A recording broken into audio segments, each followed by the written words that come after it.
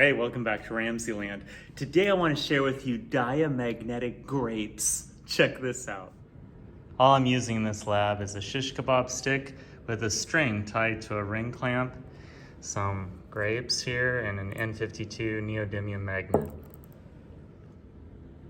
So the first step is to select two grapes that are roughly the same size so they're easy to balance and attach them to both ends of your shish kebab stick. Adjust your grapes on each end of the shish kebab stick until it's perfectly balanced.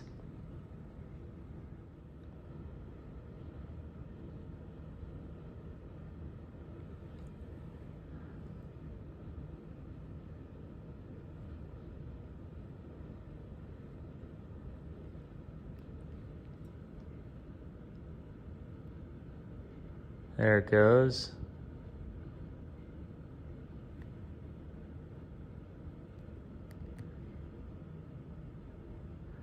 See if I can slow it down on this side.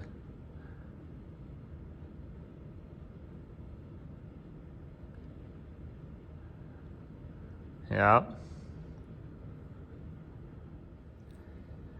Remember that grapes are made mostly of water, and water is diamagnetic.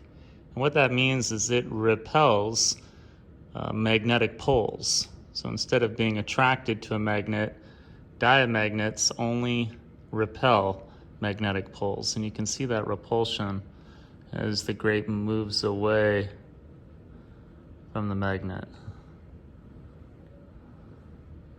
Pretty cool.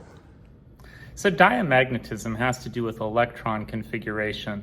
If a substance has one unpaired electron, we say it's paramagnetic. But if all the electrons are paired, we say it's diamagnetic. A great example would be like bismuth or graphite. I hope you enjoyed today's edition of RamZland, and I'll see you next time.